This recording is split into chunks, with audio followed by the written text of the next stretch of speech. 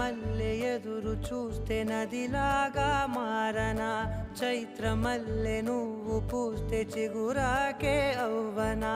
నన్నే వరించే యువరాజును అంట నీ యువరాణి